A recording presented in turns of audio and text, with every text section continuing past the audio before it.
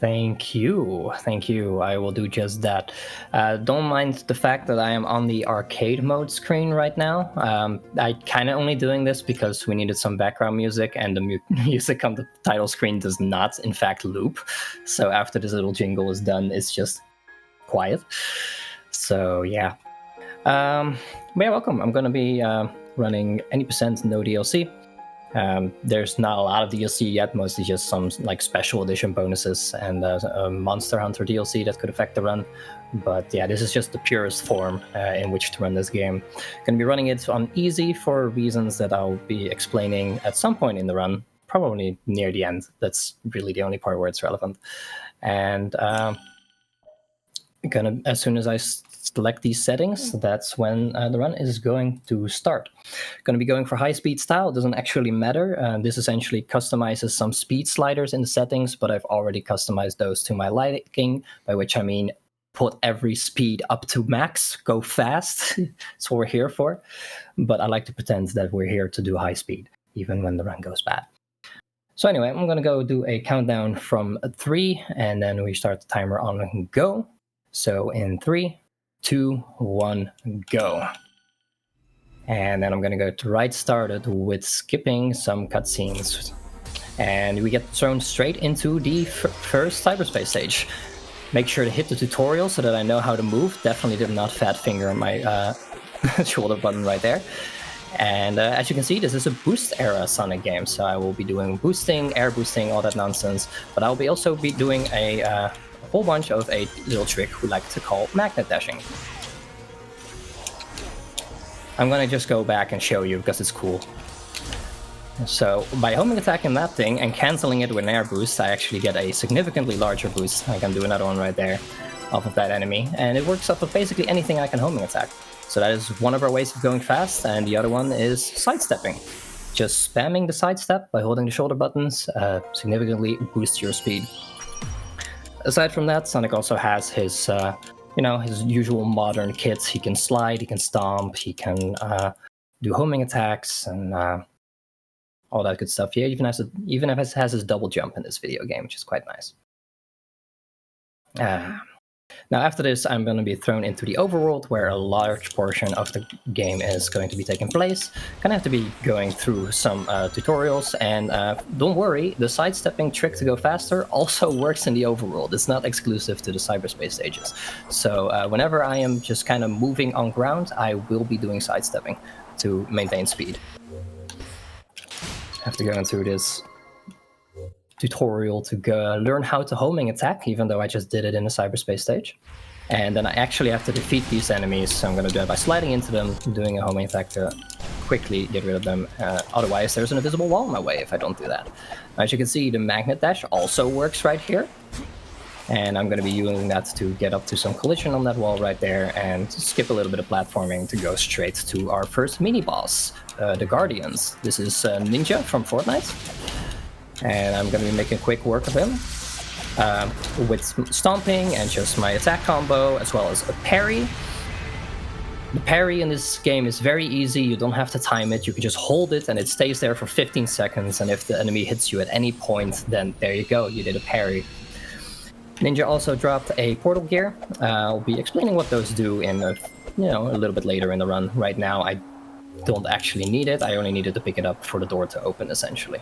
It's also going to teach me about puzzles to progress the game. I'm not going to be doing any of those puzzles. They mostly are just there to uncover the map, and I do not need a map. I know where to go. I do, however, need to progress this tutorial in order to get right here, in order to unlock this ability. This is the Psy Loop, with which I can create like a little trail behind me. And one of the nice aspects of that trail is that if I make a circle with it, it gets a whole bunch of effects. So enemies get thrown in the air, a whole bunch of things on the overworld get activated, and I also get a whole bunch of rings. Now the reason I want those rings is because at maximum amount of rings, so 400 out of 400, I actually get a way faster boost. My boost essentially has the speed as if I have level 99 in my speed stat. So essentially, I will be wanting that the entire game, so that I can do stuff like this, launches off of a portal, in order to get onto an invisible ceiling/floor. I'm just gonna line myself up with the scenery right here, And then I'm going to be making my way around an invisible wall that is there to prevent me from... Alright. Progressing without, you know, finishing the tutorial, which is exactly what I'm trying to do right now. But yeah, I have to make my way around an invisible wall and then barely manage to make it to that spring. So let's give that another attempt. Make sure I'm lined up properly. There we go. I got an air boost as soon as it spawns in. Then that should be a lot better. Another little trick right there where as long as I hold neutral while holding the parry, and as long as I then time a jump, I essentially get another double jump. Then I can do a little slide launch off of the rocks right there in order to skip having to climb that cliff. And now I'm going to be gathering experience points. And these experience points I'm going to be wanting in order to unlock the Stomp skill later on. So fortunately there's a whole bunch of boxes with a ton of experience points in it, so I really do not have to waste all that much time. I'm also going to be picking up those purple coins. I'll explain what those are for later, but if you played the game, you know. Did not want to hit that spring. Do, however, want to hit this spring so that I can get more experience from here. Also picked up a Cocoa, which is one of the resources that helps you essentially upgrade your stats, which I'm not going to be doing during this run because it's slow. I'm just here for the experience points to get to about 18 experience bars, and I'm a little bit short actually. Seems I did not quite get all of the experience from that, so I'm just going to do some side looping in order to try and get some experience points. Because I do actually want all of them. And the reason I want all of them is so that I can unlock the Stomp skill, and the Stomp skill is going to be pretty cool. I'm getting some pretty bad luck. Normally I would have had some experience drops from this side looping right now. It's probably also why I didn't quite get the full amount either. I usually get some in the grind earlier. You can get a whole bunch of stuff here, but I'm not getting any experience. There we go. That should get me over. Alright, so time to unlock the Stomp skill, and yes, it is faster to just close the menu rather than sitting through the unlock animation. There we go. Then I'm gonna draw a circle around him to put him into the air, and I'm gonna launch myself. And this is something that I'm going to be doing throughout the entire run. As one of my main movement techs, but first I have to skip the entire rest of the island. This right here is called a hyper bounce. It is a trick that I'll only be doing once in this run. It only works on those little platforms. Those platforms essentially go up when you hit them, and as long as you just buffer a jump into that, you can get a massive amount of height, which gets me over a gigantic invisible wall that would otherwise lock me out of the boss arena.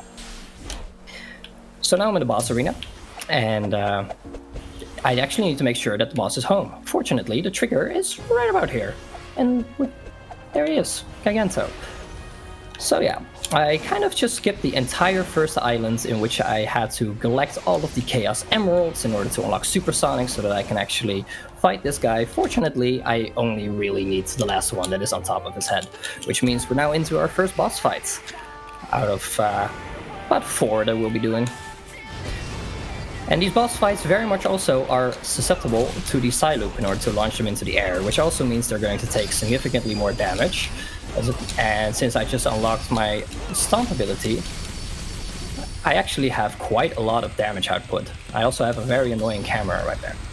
Then I'm going to side loop him back to the ground in order to get him to the ground faster and do a little bit of additional damage, and that sends him into the second phase. And in the second phase, he's going to get some lasers. I'm not really going to care. I'm just going to go side loop him again, and then I'm going to keep stomping on him until he's down, essentially. And hopefully I managed to skip a laser attack that he can do by doing the right amount of damage. It seems not. Well, that's alright. I can still skip the QTE that follows from it by just parrying the laser and dodging out of the way, essentially, rather than trying to do the QTE. So side loop him into the air. Parry his attack, because it's in his second phase he does that. And then I'm going to just stomp on again, and that will mean that we have finished our very sign-up. Alright. Very good.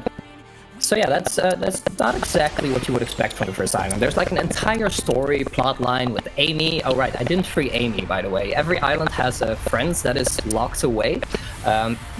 Amy is the one for this island. I kind of didn't free her. I'm sorry, Amy. But you just gotta deal with it. I am gonna be freeing the other two, Knuckles and Tails. Gotta get the bros, you know?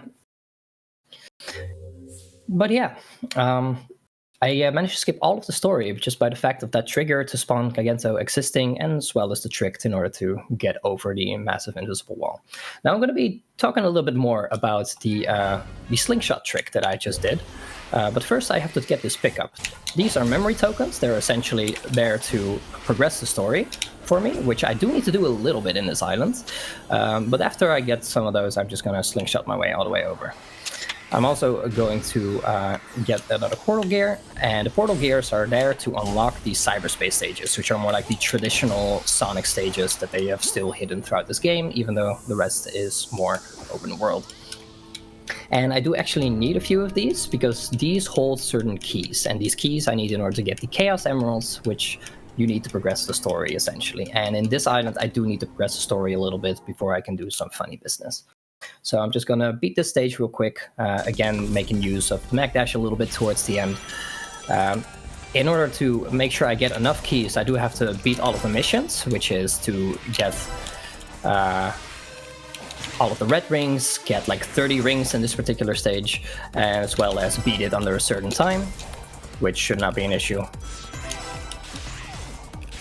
And then with that, I will have enough to get everything. Little Mag Dash there, and there we go.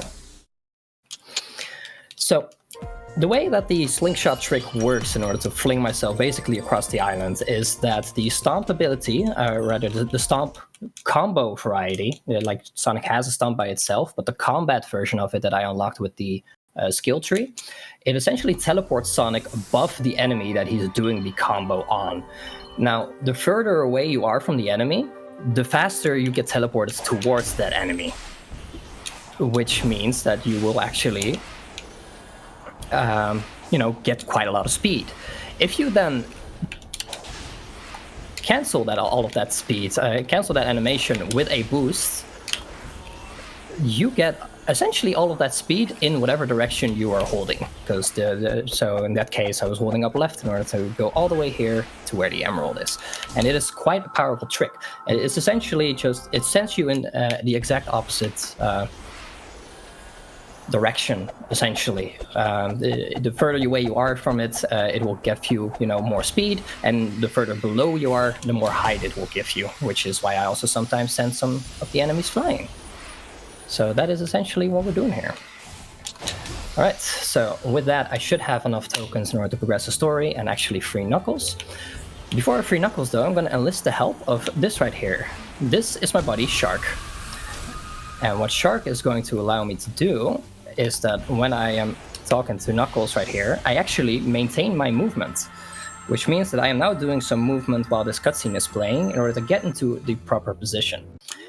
The proper position is close enough to the other mini-boss, Strider, in order for this cutscene to play while that text is there. This gives me my control back, even though the text is right there. And after I clear this text, a little chase sequence with the boss of this area, Wyvern, is going to start. And I'm going to make sure that that chase sequence happens with Sonic on that wall, essentially. That is going to change where I spawn for the chase sequence. So rather than spawning wherever Knuckles is, I'm going to spawn wherever that wall is as soon as the chase sequence begins, which is after this unskippable cutscene. The actual trigger for this chase sequence to happen is to get 1 emerald and to free Knuckles. Whichever of the two you do last will trigger the chase sequence. So that's why I got the emerald first before I actually went to Knuckles, because I needed to make sure that that text that happened after I freed Knuckles would actually happen directly as this chase sequence would start, essentially. That way I could clear the text while I was on that wall and make sure that my spawn point for the chase sequence will be that wall. Now, one of the reasons that I can do this is because that actually skips most of the chase sequence. Instead, I only have to do this. And that also means that I can actually make my way over to this cliff right here. And I think I just barely didn't get far enough. Yeah, that's unfortunate. All right. If I had actually gotten to the cliff there, I would have also skipped this particular cutscene. And that would have, you know, saved me yet another amount of time. But at the very least, with this, I skipped the entire chase sequence, so that is quite nice. Which means that after this, I will just have to go and Final warning. You know, do everything normally, but after this. If I had actually died during that cutscene, then my FPS would have also been locked to 30 FPS. So right now we are not getting that. And you might think, oh, that's a good thing. That means you can continue playing in 60 FPS. And it's like, yes, yes it does. But I also kind of wanted that 30 FPS for a trick later on in the next island. So it's a little bit of a shame that I didn't happen to get it, but that's all right. So that is all the story we're going to do here. Right now, I'm essentially in the boss arena for Wyvern, the Titan of this particular area, and I can very much spawn the Titan now. The reason I didn't do this right away is because that trigger does not actually exist until you have done that chase sequence. Otherwise, I very much would have just gone here first thing that I did on the island, but yeah, unfortunately, we do actually have to do the chase sequence in order for that trigger to exist. Anyway, now I'm going to just make my way over the Wyvern a little bit earlier by just doing some clever maneuvering in the air. And this means that you get to see Wyvern in glorious 60 FPS rather than the 30 FPS that I would have been stuck in otherwise. Now, until we get to Wyvern, I do have this little automated running path, which, you know, is a little bit blah. Not much to do here. I'm basically just holding boost. But as you can see, I do have infinite boost.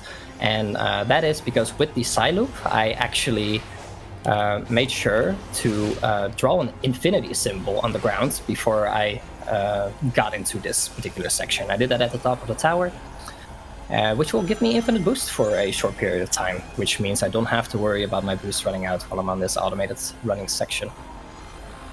Now, the reason why I actually quite would have liked to get that cutscene skip and be stuck in 30 FPS rather than the usual 60 is because at the start of the next island, there is going to be a trick where I'm going to be duplicating a portal gear in order to that I'm going to need in order to actually get into the cyberspace stages.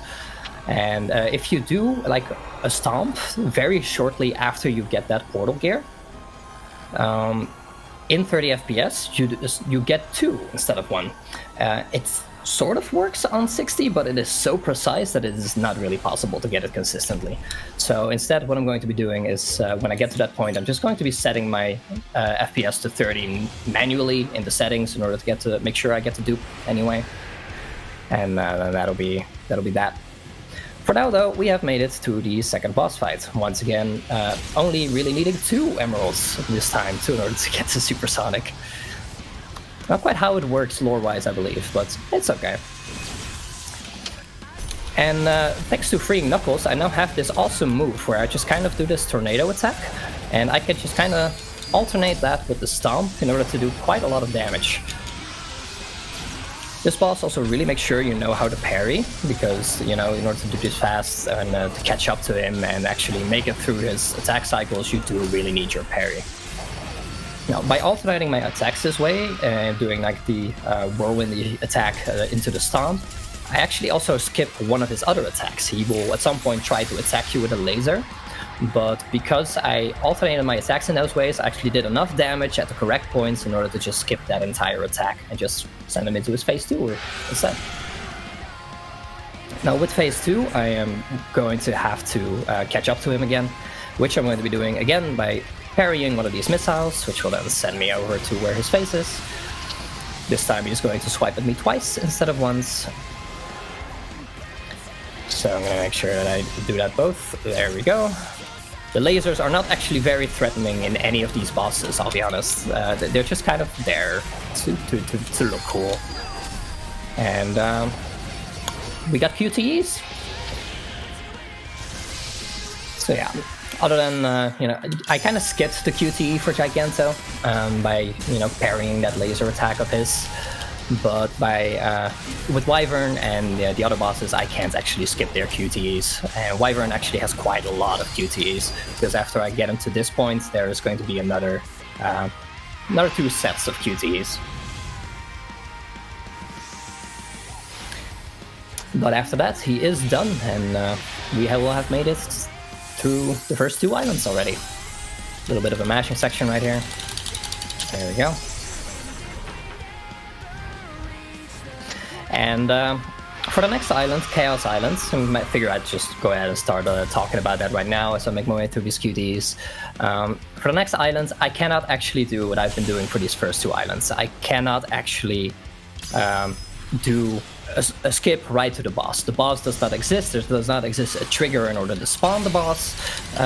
So I'm just kind of have to go through the story, which means I'm going to need memory tokens, just like I did on this island, in order to actually be able to free Knuckles. Specifically, I'm going to need about 140 of them to progress throughout the entire story. I'm also going to be getting all of the Chaos Emeralds, and I'm going to be progressing through some of the story minigames in order to get all the way to the end, where I can actually spawn the boss and beat the island. Does not mean that this particular island is any less broken, though. It's also going to once again have a chase sequence. And again, I'm going to be making sure that I get that chase sequence after I free Tails. So I'm going to get an emerald first. Now, first of all, I need to make sure that I get this duplication first. Because I actually need to get all of the Chaos Emeralds, I need to do a total of 3 cyberspace stages. Hang on, let me just do a slingshot in order to get up to where the portal gear is. There we go. Get some loose memory tokens right here. And then here, I'm going to set my settings to 30 FPS in order to get the dupe. Oh god, the 30 FPS, it hurts. There we go. And then there we go, I now have 2 instead of 1. Now, let me just go ahead and put those settings back right away again. I would have been able to skip this whole settings thing if I had just gotten that glitch in Ares, where I skipped the cutscene, because if you die during a cutscene, you essentially get stuck in 30 FPS until you next enter one of the cyberspace stages, which would have been this one. So after this particular stage, I would have had 60 FPS again, regardless. Not the biggest deal usually. But yeah, I just got like a total of 18 memory tokens already. I'm going to need 140 in order to progress the story. Most of them are going to be from these little dig spots, where there are going to be consistently 8 tokens per dig spot. There's always specific dig spots that give exactly that. And then in total, I need like 4 strays. So I managed to get 2 of them right now. Now, to any of the SA2 fanatics, hang on, let me actually make sure I get those rings. I do need them. You may recognize this stage. This is, as a matter of fact, Green Forest from Sonic Adventure 2. You may recognize some of the earlier stages from Sonic Unleashed as well. But I figured I'd mention that, yeah, they are in fact based off of older games. You're not crazy. And with the Magnet Dash, I can actually do quite a lot of skips in this one. I do once again need to full clear them, because if you full clear them, you get a total of 7 keys, which means I only have to do 3 stages total in order to get all of the Chaos Emeralds, rather than the 7 that are on the island. Oh, there we go. Do another Magnet Dash in order to skip another section right here. Oh boy, that is unfortunate. That is very high. That should still be able to make it over. I do actually need to make sure that I have enough rings, so I'm just going to get those down there. And then the final 3 I can get right at the end. Alright, there we go. Unfortunate camera at the end there, managed to kill me. Very unfortunate. Well, it happens. I very much still have enough time, thanks to all of the big skips I do in, to beat the stage fast enough to get an S rank, and I needed to get 20 rings, which I managed to calculate pretty perfectly. Get a total of 20 right there. And there we go, that is 7 keys. And now, thanks to this slingshot trick, I'm actually going to just kind of been zooming all over the island in order to get everything I need, which is going to be Chaos Emeralds, again, the stages, some portal gears in order to actually get into the stages. And once again, I am going to be making sure that I get an emerald before I actually free Tails. Because again, after getting one emerald and freeing Tails, there's going to be a chase sequence, which again, I'm going to do a little bit of funky stuff with, just like on Ares Island. Now, I do not, however, want the first emerald that I get to be the blue one, which just spawned. So I'm going to have to do another cyberspace stage for that, so that I can unlock the red one instead. And that should be about, you know, over there in the distance. That's where the stage is. And you think, why don't you go there to begin with? And that's because I need another portal gear. Normally the game wants you to get these portal gears by defeating the mini-bosses, the guardians, but fortunately there are also portal gears just hidden in these dig spots, which makes it a lot more convenient. And there we go, just kind of gonna boost my way through the island.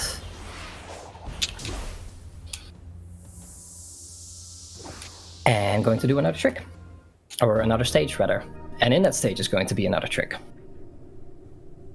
Because yeah, this cyberspace stage is actually going to be entirely 2D. Normally the stages are either fully 3D or fully 2D. However, there's multiple layers of 2D, which means that there needs to be a 3D trigger somewhere in order to actually travel you between those 2D layers, which means it is actually possible to get 3D in this particular stage, and I'm going to be doing exactly that. So first I have to make sure that I actually get everything I need, get a whole bunch of rings, get all of the red rings to clear the mission so that I get all of the keys. And then I'm going to backtrack a little bit, hit this spring. Now I'm in 3D, which means I can just kind of fail to mag dash straight to the end. That's alright. Oh boy. I kind of want to show it off, so let's try it again. Let's go get 3D again. There we go. And now I can mag dash straight to the end, where the last red ring is waiting for me. Easy peasy. Doing all of these tricks while explaining them is pretty tricky, as you can tell. But I'm managing to make them work with backup strats and all that kind of stuff. It's all good. Alright, so with this I have now unlocked the red emerald, which means that I can go get it. It is, however, pretty far away. Fortunately, we have Slingshot, so I'm going to once again launch myself off of this portal. And there are some nice enemies right here, which are going to give me a lot of height and distance on my Slingshot. There I actually got out of draw distance of them, however. And in order to make these Slingshots work, or rather to make them more powerful, I do actually need to make sure that the targeting stays longer than it is usually supposed to. And I do that essentially by attacking them and then dashing away with a boost. And thanks to that particular dash, the targeting reticule lasts way longer, and you can get a lot more distance from your slingshots. Now, I am quite far away at this point. Like, I'm basically in the middle of nowhere of the island. Red Emerald is hidden basically right on a small island on the edge of the map. And in order to get back to Tails, I do actually need to make sure that I am near the spawn of the island. Tails is pretty close to where you spawn on the island. So in order to get back there, I just switch maps, go to one of the other islands, and then go right back to the start, because whenever you map swap, it just spawns you right at the beginning of the island. Which, again, is going to put me a lot closer to Tails than I otherwise would have been. Get some more stuff along the way, like some more keys and some more memory tokens. I'm going to need a total of 25 keys in order to get all the emeralds, 3 which I get from 3 cyberspace stages, and then a couple of key digs. Now I'm going to set up for another little cutscene skip right here. I actually got hit on purpose there, because I want to make sure that I do not have max rings. Whenever you get max rings, a little cutscene plays. And that cutscene I'm going to make use of in order to once again get text storage to skip a cutscene. I do need to make sure that I pause the cutscenes, because while the cutscenes are paused, the gameplay is also paused. Oh.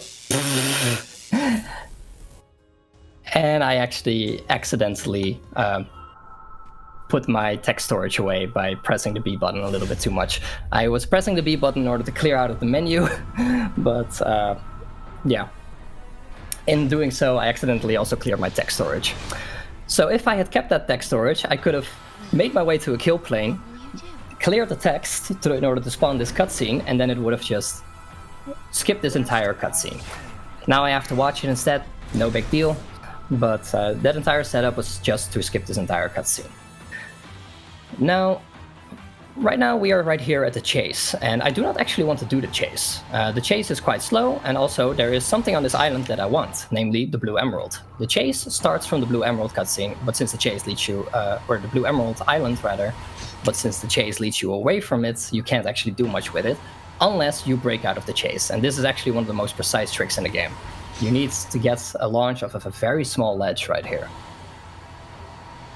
So let's see. And the setup for it is decent, but it can also be quite tricky to get it still. And you know, you're on a time limit because there's a giant saw coming for you, essentially. I really thought that one would have worked. That's alright. There we go, there's the launch. Now I need to actually go and land on Squid's path in order to get Squid to actually, you know, go places. But now I've broken out, which means I could just go get the Blue Emerald now. Which, the game very conveniently warped me to this otherwise quite far away island in order to spawn the chase sequence, so that's quite nice. And that is why I wanted to make sure it was another emerald, rather than the Blue Emerald that I got first. Alrighty, so now while Squid is doing its thing, I'm just kind of going to do a whole bunch of things to kill time. I'm going to get some more purple coins, get some more memory tokens, make sure I unlock a cyberspace stage for after this particular sequence, because I do actually need to make sure that Squid is all the way at the end of his path when I end this particular chase sequence. He's going right there in the background, but yeah, I need to waste enough time in order for him to actually get to the end of his path. Otherwise, when I hit the trigger in order to end the chase sequence, which extends very far, so I'll be able to hit it from here, essentially. Otherwise, the game will crash, and I do not want my game to crash. Now, there's also a little outro cutscene, which I am hopefully going to be able to skip by doing a little bit of a setup here, where I end the chase sequence at the same time as I trigger the cutscene. Alright, I ended the chase sequence correctly, but did not quite skip the cutscene. That is unfortunate. But it's a very short one, not the biggest deal. Really, the biggest problem with this run right now is that I haven't been getting the cutscene skips. As long as though I've been getting the actual tricks properly, I am not wasting a lot of time, really. The cutscenes, they're whatever. Yes, they're unskippable, but they're also not the longest, really. Alright. Now, one of the nice things about dying right here is that it's also going to spawn me right here, rather than where the chase sequence usually ends, which is on a different island. Which puts me right back to another, and the last of the cyberspace stages that I'm going to be doing on this island. And this one is quite infamous, because it is the one where they decided to add a drift mechanic. These particular paths give you a drift mechanic. It is one of the worst drift mechanics I have ever felt. So I'm going to be trying to not hit the drift panels as much as I possibly can. Just jumping over them or sidestepping to the side of them. There's really only two that I still could manage to get because, you know, they're too slow to skip. But yeah, from here on out, just getting rings, getting all the red rings, and skipping the drift mechanic.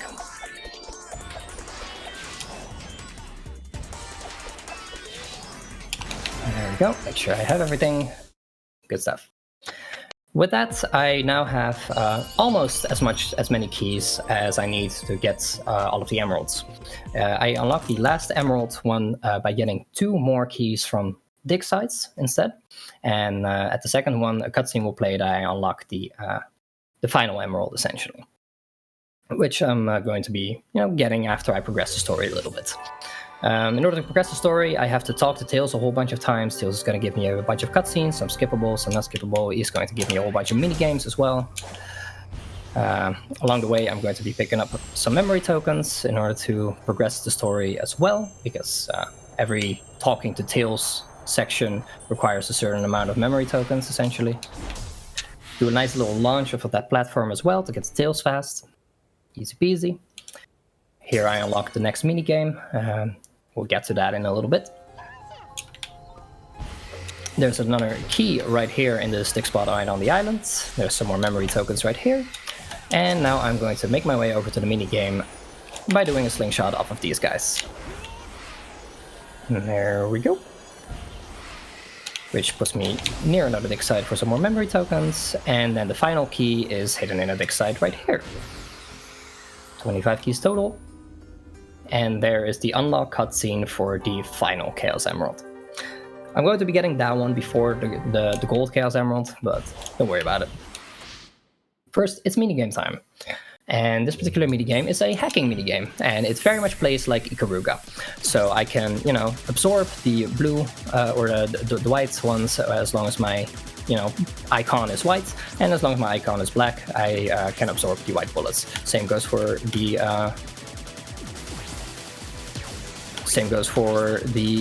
bullets that I shoot. They can also absorb the bullets that get shot at me. And the more I absorb, the closer I get to doing one of those big attacks where I can just shoot a whole bunch of missiles and clear enemies. And really, my only goal though is to get the big one in the center, and then the hacking minigame is done. This hacking minigame is gonna pop up a couple of more times throughout the run. They get progressively harder. They take progressively more damage. But yeah, they're just kind of there, and they play exactly like Ikaruga. Just be the color that you need to be in order to absorb the thing. Unskippable cutscene, which is great because I very much need some water. I've been talking a lot. This game has a habit of really showing you whenever it unlocks a path so that you absolutely know where to go for that path. And as a result, those cutscenes are unskippable, but I welcome it. I welcome water breaks. Hydration is pretty good, actually. Alright, gonna be trying some more quick stepping, but there are a lot of rocks and rubble and all of that on Chaos Island, which can sometimes make it a bit hard to actually properly do the sidestepping in order to go faster. Alright, get some more memory tokens, and then launch myself over to the next story trigger. I absolutely love this guy. What a guy. What a guy. So much to say. I'm gonna mag dash my way up here. Get some more resources right there. Ooh, I did kind of need that enemy in order to launch myself to the next Chaos Emerald. So instead I'm just gonna go ahead and reload my autosave, which was when I just cleared that little story cutscene right there. So really all I have to do is magnet dash up here, get the resources again, do another slingshot off of this guy. Since he is quite high above me, he gives me quite a lot of height, which means that I could just launch myself over to this particular island in the sky, where the next emerald is. There we go. Now, as you can see, this island also kind of doubles as an ice area right here on the mountaintop. It's really not very large. I really do not want to be hitting this ice. It's very slow. But you do get to see it a little bit, which is nice. Let's make sure I get enough memory tokens along the way as well. And then we're going to the next story trigger and the next story minigame. There we go. And this one can be quite tough. It's especially tough to optimize, and it looks very scary because you're going to be essentially breaking these boxes in order to gather nuts and bolts. But you want to do so fast, so you're going to be, boosting a whole bunch on these relatively small platforms and all that kind of stuff. I'm also going to be sliding into the boxes whenever, it is faster for me to do so, because that can just deal more damage faster than just doing my normal homing attack combo would. For these large ones, the homing attack combo actually gives quite a lot more area of effects, so they're nicer for that. But for these boxes where I have to do like a whole bunch, these purple ones where I have to do a whole bunch of damage, then yeah, it is straight up fast to just slide into it repeatedly, cancel it with a boost, and then keep sliding again. And then right here, there's a whole big pile of nuts and bolts ends, which should get me to the 600 I need. Did not mean to launch myself off there, but it works. Alrighty. Make sure I avoid the lava as I make my way over to the next Chaos Emeralds, as well as the next story triggers, which are on a little island right there. On my way, I'm going to pick up some more resources, some more purple coins, which, you know, again, they're going to come into play on the final island, and some more memory tokens to progress the story. There we go. Then I do a slingshot off of that guy after sending him into the air in order to get a little bit more height off of my slingshot, and then talk to Tails. So yeah, the slingshot trick really does break the entire game right open. It's like, oh, something is far away? Don't worry about it, just slingshot over to it. It is no longer far away. It is not a problem whatsoever. Talk to Tails. Skip through a whole bunch of cutscenes. Fortunately, skippable cutscenes. And then I can unlock the next emerald, which is also almost the last emerald. You'll be thinking, oh, you've only gotten 4, really.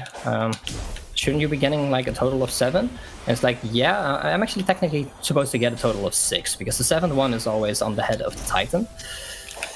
And the other 2 that you don't see me get on the overworld are actually gotten by doing some of these minigames. I got one of the Chaos Emeralds by doing the Nuts minigame just now, and the minigame that I'm about to do right here, the Falling minigame. That one gives me the final Chaos Emerald I need in order to actually progress to the island and spawn the boss, essentially. After I talk to Tails a couple more times after that. This particular minigame, there's not really a lot to speed up about. You just kind of fall as fast as you can and make sure you get it to the bottom in time. I do need to make sure that I know which of these yellow hoops essentially send me flying upwards and which of them send me flying downwards. Some of them would just kind of like set you back rather than set you forward. But by making sure I know which enemies to attack and which ones to avoid and which hoops to avoid, I can get through this pretty quickly. So downward spring right there, and then I get the one in the center right here. Harder than it looks. The homing attack reticle is quite finicky in which one it likes to target. But as long as you move in the same way every time, you should be able to get it. There you go. Kind of hoping to get past that guy. Very nice. And then that's the Falling minigame. Alright. After this, all I need in terms of resources is 8 more memory tokens, and then I can actually get to the end of the island. And before that, though, we get another wonderful unskippable cutscene to show you that you have now unlocked the bridge, and this bridge is now active. You can walk over it. Please know where to go. Please do not get lost. I am not going to be using this bridge. I'm just going to be slingshotting over to where I want to be, which is like way on the other side of the island. But there is a really good enemy for me to do that off of right here.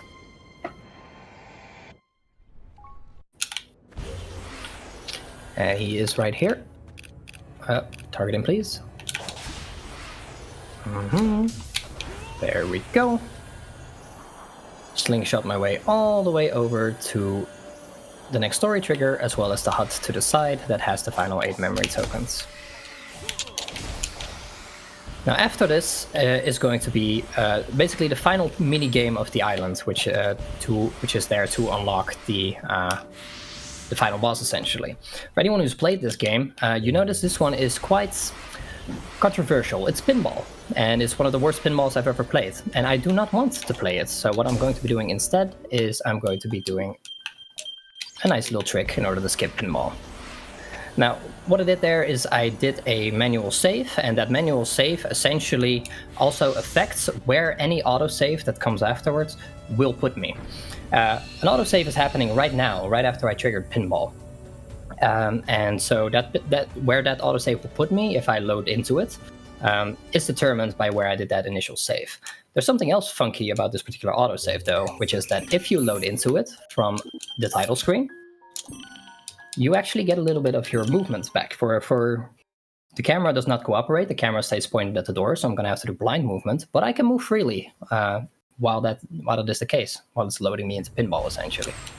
So I'm going to make my way over to the crater, essentially. And then I'm going to make sure that I am slightly over the cliff that will send me into the crater. Now, I do not want to be directly above the cliff, because I want to make sure that Sonic doesn't actually fall into the cliff and dies until Pinball has spawned in. So I deliberately put myself above the cliff and slowly slid Sonic down into this crater to die. This will spawn me outside of the pinball, but the game will still thinks I have triggered pinball.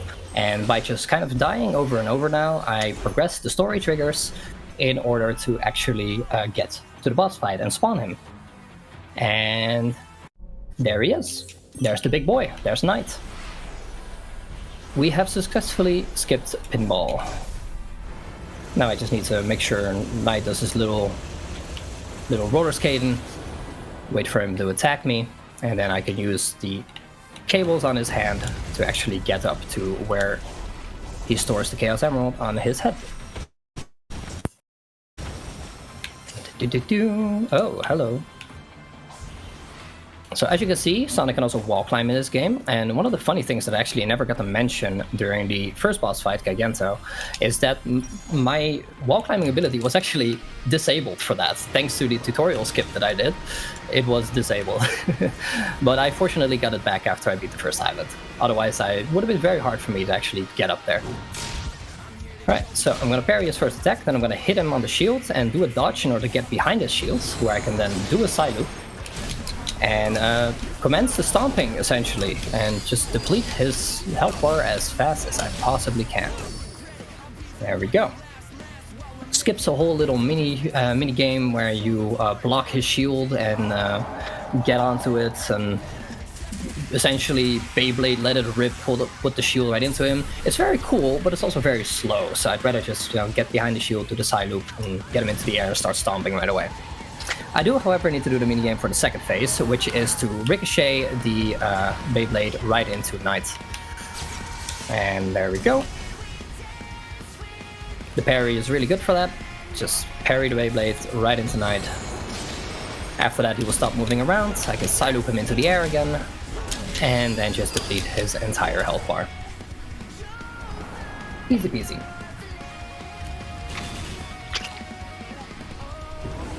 Now we get some very epic, unskippable cutscenes after I get through these QTEs. Very, very big Metal Gear Rising Revengeance energy in this boss fight. I really love it.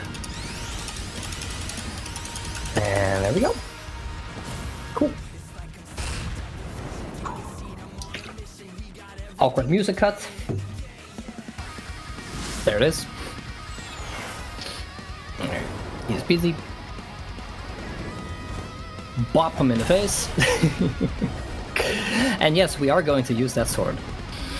Now, while Sonic does this whole little finishing move right here, let's talk a little bit about the next island. The next island is not a traditional island. It is essentially a story dump where a whole bunch of the story gets explained, which I'm not going to be talking too much about. And those are locked behind 6 gigantic towers. They're very high, contain some very good platforming sections, honestly. Some of the best platforming design in this video game. And I am going to be trying to skip as much as possible, once again, with the slingshot, among other things. Because so far, as you have been able to see, as long as you can make sure that the enemy you're slingshotting off of is very high above you, you can get quite a lot of height off of it. There is, however, something else that can get you quite a lot of height, and it is essentially the same tricks. It's the same input. It abuses the stomp feature. But if you do the air boost on the correct frame, it's only one frame in the animation, you essentially just get launched really high into the air. I've made sure that I really do not need all that many of these frame perfect ones. I am also going to use this nature to my advantage here, just use the tree to launch myself a little bit upwards. But unfortunately, this first tower, there is no way around it. I'm going to have to do one of the frame perfect ones. It's actually the original form of the trick. Before the slingshot variant was discovered, this is what it was like. It is the Hedgehog Space program. I'm going to need to make sure that I do the air boost on the correct frame, and then it's going to launch me right up into the air. Right there, I'm getting late ones, which for normal slingshots would be fine, but for the Hedgehog Space program, I need the frame perfect one. Can be done off of any of these enemies. Really need to do my input just a little bit earlier.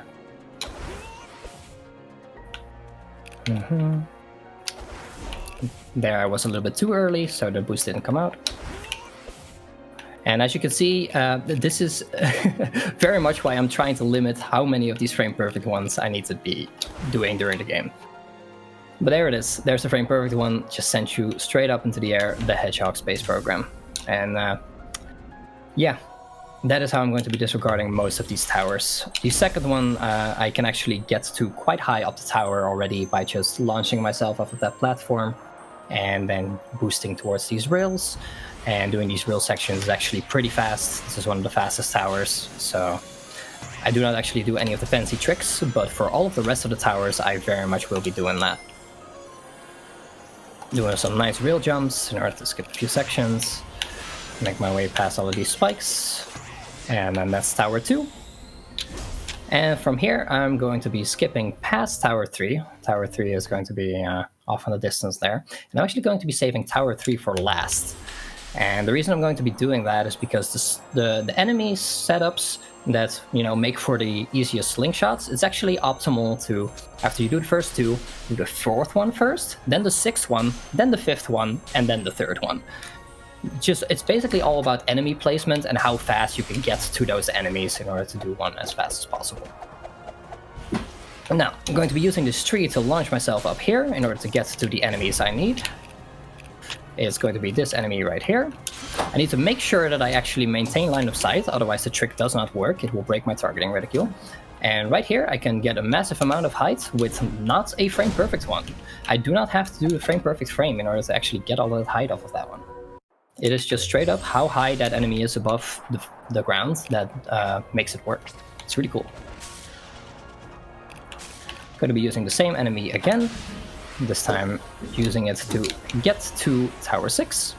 For as long as I am holding the air boost during these slingshots, I essentially maintain my speed, and then as soon as I let go of the air boost, the height still keeps going, but I do no longer get the massive amounts of speed. But this next one is going to be quite a bit trickier. Because I'm going to be doing it from way up here, and it's like, will not the enemy not, you know, be out of line of sight by then, by the time you get to the ground? And yes, so instead I'm going to be doing it off of these platforms rather than landing on the ground. As long as it's on solid ground, it is a-okay. And then for the last tower, all I need to do is get down here to this enemy, do a max dash in order to get the extended targeting, and then get a nice slingshot over to the tower. And there we go. That is Rhea Island completely ignored, essentially. Not doing any of the platforming that's needed. Which brings us to the final island, which is going to be a bit more traditional of an island. I again have to get all of the Chaos Emeralds. There's not going to be as many story triggers and mini-games. I can pretty much just get all of the Chaos Emeralds. They're all in vaults in this particular case. I don't get them from mini-games. And but again, we cannot actually spawn the boss early, so I am going to have to go throughout the entire story, hit all of the story triggers and whatnot, get all of the Chaos Emeralds. For that, I'm going to, in this island, need 33 keys and 190 memories tokens, which is honestly quite a lot. And it's honestly more than we can really get on the islands quickly. So in order to help with that, I've been collecting these purple coins throughout the entire run. These purple coins are for fishing. We are going to be fishing. The fishing minigame is on every of the 4 main islands, and oh, hello. And it is the strongest on Oronos Island. Essentially, the further you get on every island, you get a lot more rewards for doing the fishing. That's why we're saving it until the last one. And I'm going to be getting as many of my resources as possible from the fishing. Before that, I do, of course, also need to get some portal gears in order to unlock the cyberspace stages that I need to do. Again, I'm going to be doing 3 of them, just like on Chaos Island, and everything else I'm going to be getting from treasure pickups like this, as well as the fishing minigame. With my boy, Big the Cat. I absolutely love that fishing is in this run. You're going to be seeing him a little bit later on this island. Love him. Love that he's in the run. Love that he's faster. Though I will absolutely scold the community for progressively routing Big the Cat out of the run. We started with like 112 tokens worth of fishing. Now we only do 64 optimally. The route I'm doing, which is a bit safer, does about 80 coins worth of fishing, so I've been making sure that I get 80 purple coins. So we've been seeing progressively less and less Big the Cat, but unfortunately there are often, you know, faster memory tokens to get rather than buying all of your keys and memory tokens from Big the Cat. Alright, there we go. Make sure I get 70 rings, which is what I need for the mission, as well as all of the red rings, and there it is.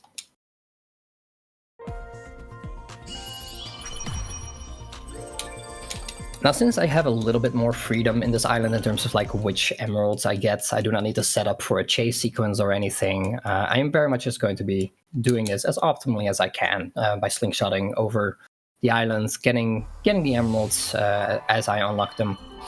This next one, for instance, I'm going to ignore the blue one for a bit. The blue one I'm not going to be getting for a little while. I'm going to be going for the red one right here, which I don't quite have yet, but right next to the red emerald there is a key in a token, or in a dig spot right here, and that key is exactly the last one I need in order to unlock the red one, which I am then right next to. I can immediately get. Easy peasy. From there on, there is like a smaller little island on this particular section where the green emerald is hidden, as well as the other stage that I'm going to be doing, and a whole bunch of resources. So I'm just going to be slingshotting over to this particular island. You're not actually supposed to get here until you do like a story minigame with, in this island, your buddy is Sage. Sage is actually, you know, sort of a little bit of a villain, but then it turns out, no, they're actually quite good, and now you're working together. Did not mean to actually get into this jelly man, but now you get to see what happens when you do get into them. I was actually going to try and do another slingshot off of them in order to get all the way up there. But that's alright. I'll instead just wiggle my way over with some sidestepping. Easy peasy. There's another key up there on top of the mountain. There's some more fishing coins back here. And there's some more memory tokens to the side of it. And then I'm going to be doing another stage. After the stage, I will be unlocking the green emerald, which is on this island, and I can then immediately get. And after the green emerald, I'm going to make my way over to the blue one, followed by fishing Big the Cat. But first, let's get to this one. Now, I actually need quite a lot of rings in this particular cyberspace stage. You need a total of 190. There is, however, also just straight up a lot of rings in it, but you need to make sure you don't miss too many, essentially. Other than that, of course, once again, getting the red rings, need to get a full clear. The way it works with the amount of keys you get is essentially you get one by beating the stage, you get one by getting all of the red rings, one by getting an S rank, which is just beating the stage in a certain amount of time, and then one by getting a certain amount of rings. And if you get all 4 of them, you get 3 bonus keys, which is why I've been full clearing so much of these cyberspace stages. It is just a really good source of fast vault keys in order to unlock the Chaos Emeralds. And there we go.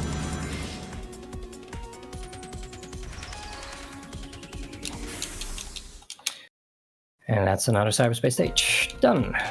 Only one left, and then the next one is going to be very short. If I do everything properly, it's going to be like 22, 23 seconds, something like that. We do try to make sure that we try to route the fastest cyberspace stages in, which has gotten a lot easier now that we can just kind of fly across the islands with the slingshot glitch.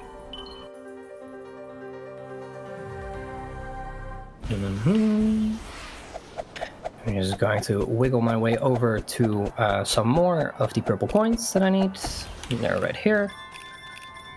And then I'm going to be using these enemies right here, launch them into the air to get a little extra height.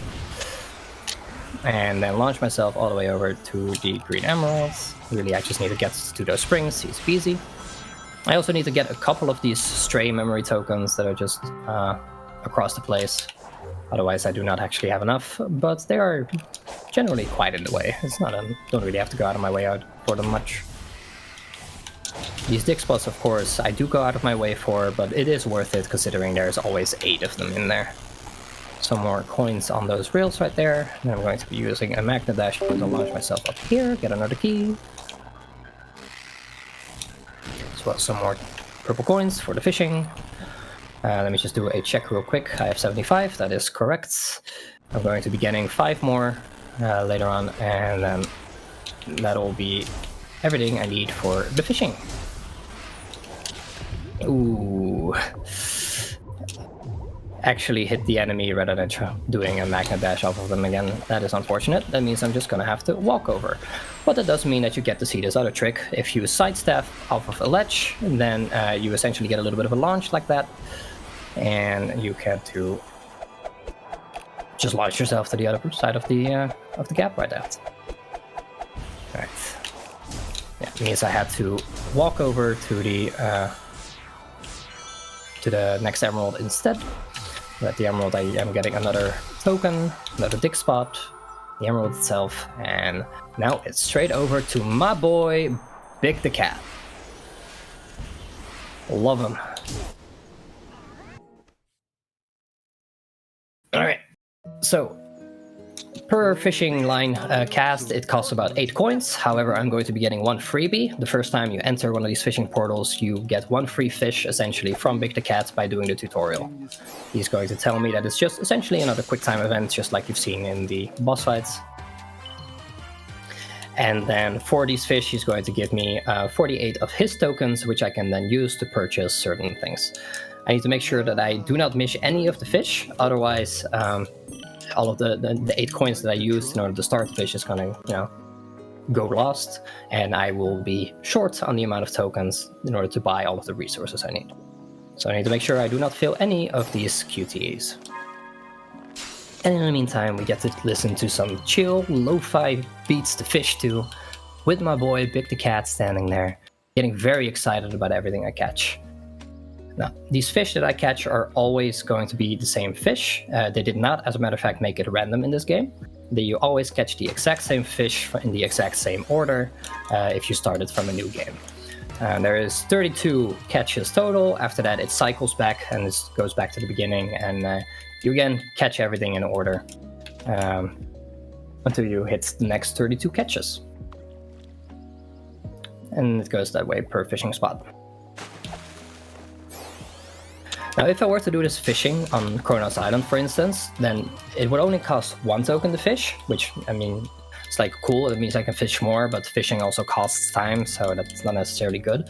And as the rewards are actually scaled similarly, depending on how large the fish would be, I would get either 1, 2, or 4 tokens on the first island, whereas here you get either 8, 24, or 48 tokens, which is a lot better. Just scales exponentially. Don't actually have to catch any fish in order for him to give me tokens. He is also very appreciative if I clear the pond off of any trash, like that tire over there. There's also a spring that I'm going to be catching. But essentially, the bigger the catch, the more he's going to give me in return. But we have no influence over what we catch anyway. It's predetermined every time. You always catch the exact same fish. I'm going to be getting a yellow spring as my final catch. We also have this one where it's a little bit more difficult of a QTE, where I get a chest which has a gold card instead. The gold card essentially just lets you buy anything for the price of 1 gold card, which by this fishing point is actually weaker than just getting a fish of 48 tokens, because the most expensive thing you can buy is actually 15 tokens. Now, by racking up all of these tokens, I am going to be buying a total of 5 vault keys in order to get to the Chaos Emeralds, as well as just buying spending everything else, all the rest of my tokens, on memory tokens. Don't know exactly how many I get. I just spam until I'm full, essentially, so that I can actually get to the 190 tokens required, which is quite steep, in order to clear the final story trigger for this particular island. There's really only two major story triggers here. 2 times that you have to talk to Sage. They're both going to be the hacking minigames that you also saw on Chaos Island. And but yeah, we do need it. We do need to clear those story triggers, otherwise the final boss will not spawn. We can actually just straight up clip into the final temple where the final emerald is held. So we can technically skip the memory token requirement, but even if we get the emerald in there, nothing happens. Anyway, let's make sure I buy the correct number of keys, 1, 2, 3, 4, 5, and then spend the rest on all of those Sage memory tokens. I'm sorry about your ears. There we go. Goodbye, Big. Thank you for the nice haul. We love you. You're great. And that is fishing. Now with that I've unlocked another emerald, which I will be getting shortly, but first I'm going to be doing some more resource collecting along the way. So memory tokens and vault keys and all that kind of stuff, as well as clear the first story trigger, which is the hacking minigame with Sage, in which we're going to unlock the bridge that leads to Green Emerald Island, which I have already fully gotten everything on that I needed to get. No big deal.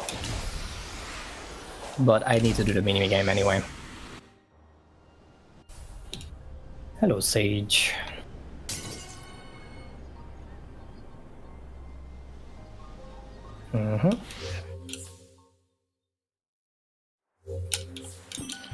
Again, I'm going to make sure that I maintain my colors, shoot black bullets whenever I need to absorb black bullets, and shoot white bullets when I need to absorb white bullets.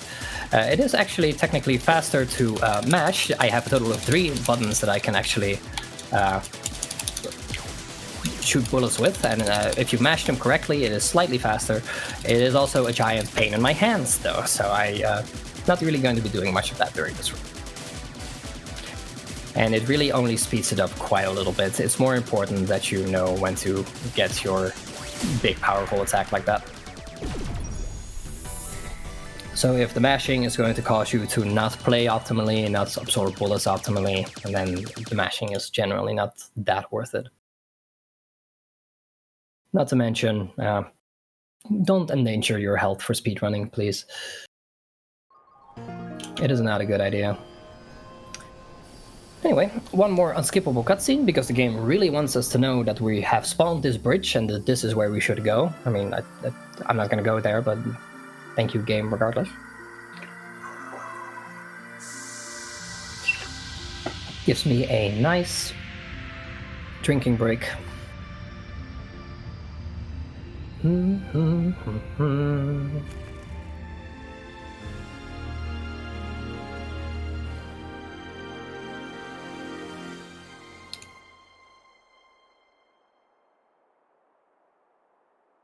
And then there's another skippable cutscene right afterwards.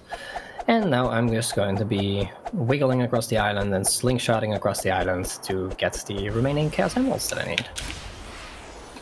Actually use one of the Jellymen properly to do a slingshot off of this time. There we go. Get another portal gear right here for the final stage that I'm going to need to be doing. Almost fell down. That would have been bad.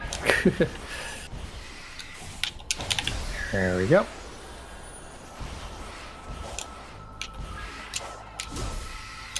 Fortunately, the parry can also be done mid-air to just kind of freeze in mid-air. It allows you to really save yourself quite easily whenever you're in the middle of the air somewhere and about to fall down. Get one more memory token right there. There we go. Did not want to talk to you, Red Pillar. Nobody asked.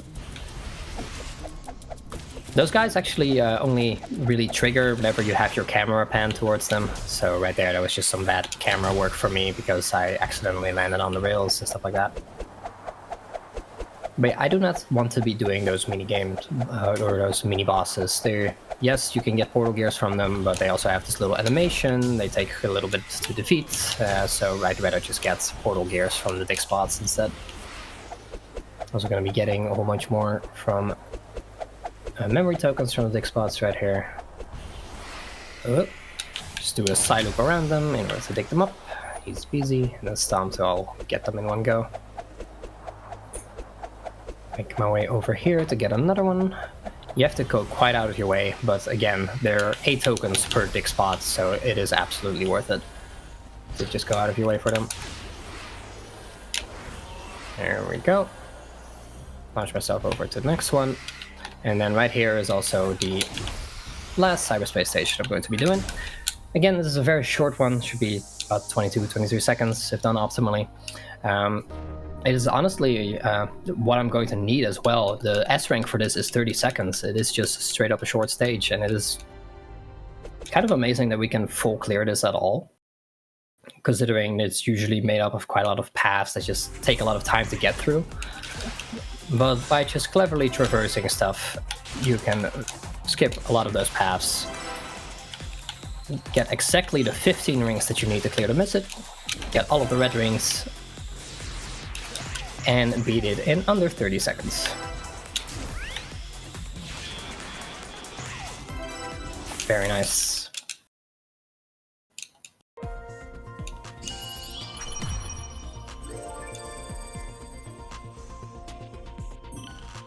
And with that, all I really have to get is 8 more memory tokens in order to get to the 190 I need, as well as 2 more emeralds, and then we're going to go into the boss.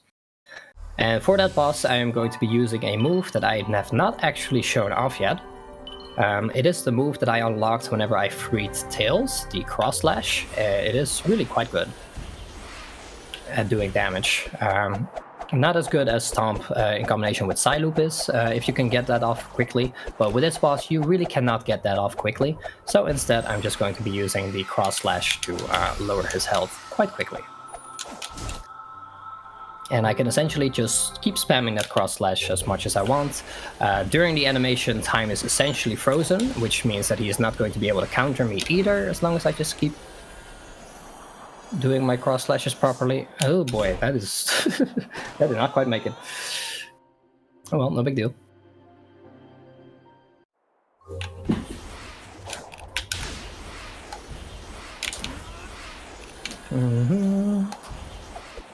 That's alright, I'll just do it in 2 launches instead. Accidentally got sucked into a 2D section here. Get out of that. One final slingshot for the road to get over to where Sage is, and then one last hacking minigame.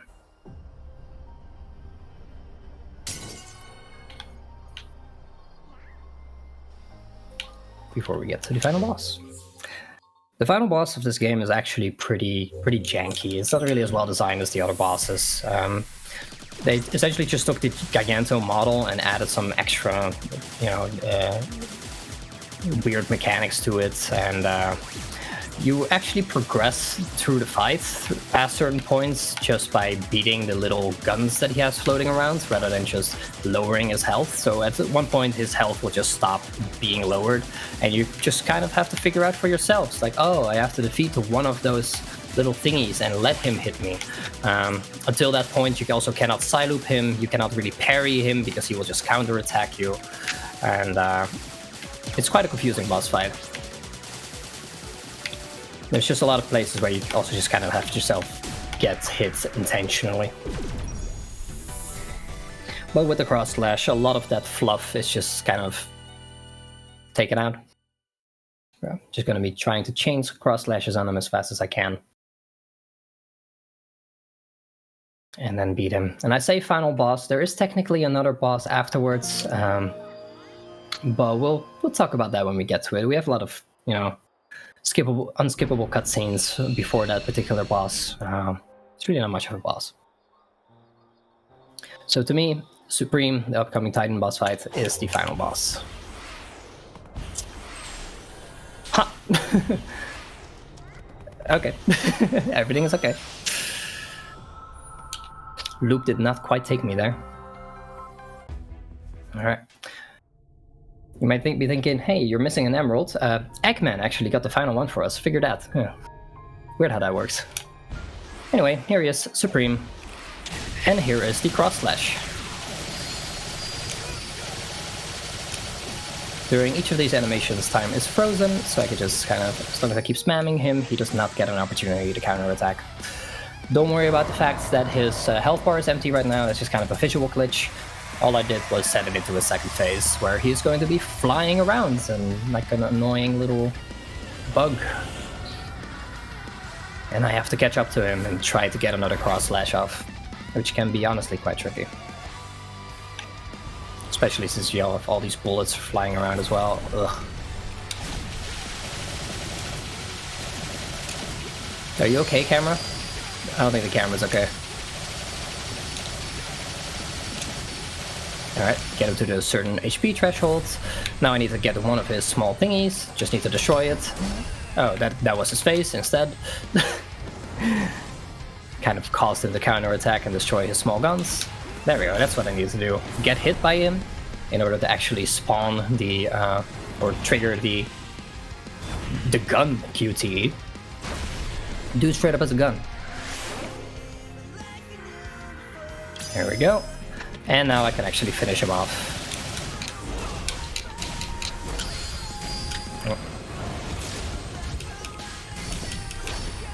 Hello? There we go. And that's Supreme. The reason that I considered this the final boss, even though there is technically the big bad of the game called The End, is because I'm playing on easy mode right now. Told you I would explain it at some point. It's going to be right at the end of the run. The final boss of the game, The End, does not actually happen on easy and normal difficulty. It only happens on hard difficulty, which is kind of like the true ending. We are still going to be getting some QTEs with that boss. So essentially in easy, the final boss is just going to be 3 QTEs.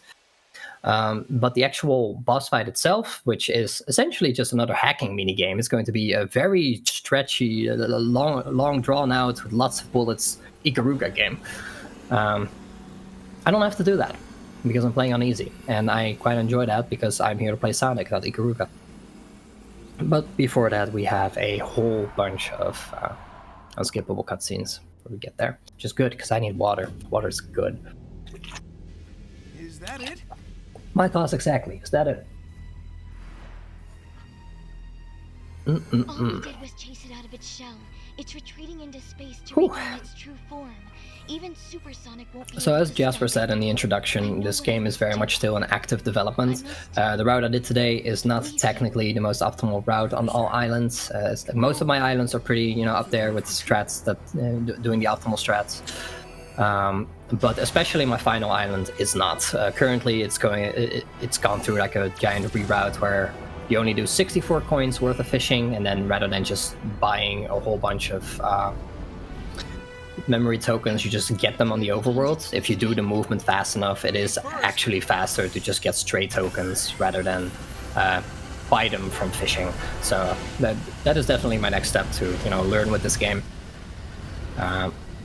But the route I was doing with 80 coins requires a lot less of that. It's a lot more consistent as a result, which it's pretty good for a marathon.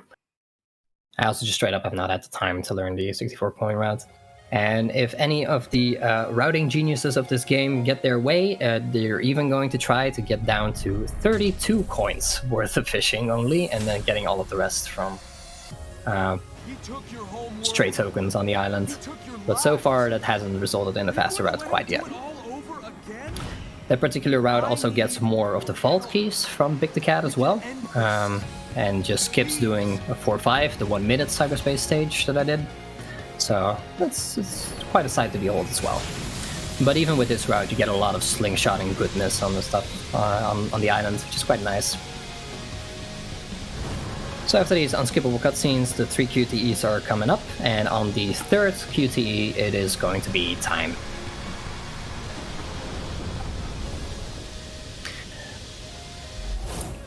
If you're wondering why the Titan is suddenly helping us, our companion Sage has just kind of like possessed this Titan and is using it to fight against the big bad at the end, and just kind of swings us like a fastball. Time coming up. There it is, time. GG's. So yeah, if you were to play this on easy or normal difficulty casually, this is a gigantic anticlimax, obviously. This is your final boss, essentially. After an already not as well designed Titan, you get 3 QTEs as your final boss. Also, yes, we're fighting the moon, essentially. The end takes the form of a giant moon. But there we go. That was Sonic Frontiers. Very cool video game. Very cool speedrun. Had the potential to be, you know, not a very cool speedrun with mini games like a very inconsistent pinball and whatnot, but fortunately the community also already managed to skip that in week 2 of the game's release, so. With all of the glitches found, this is really just a really cool speed game that I am really enjoying speedrunning right now. But I think that's it for me. We kind of have some, you know, some story outro going on right here. We didn't talk much about the story, so it's not really going to be, you know, much sense. Just play the game yourself or watch the cutscenes on YouTube or something if you want to know the story. Preferably play the game yourself. It is genuinely quite a fun Sonic game. Not perfect. A lot of little nitpicks about it, but it's really fun. Yeah, that is all for me. So thank you. And okay, if well, the hosts want to take it over, go ahead. Yep. Thank you so much for doing your run of Sonic Frontiers there. It looked amazing. I definitely need to watch some parts of it back, but yeah, it's been great. Thank you for doing our final run and closing out the marathon bit of this marathon with this run as well. We'll have some closing thoughts in just a minute here, so definitely stay tuned if you want to know more, but I'll throw it over to a quick intermission while we set that up, and thank you all for watching.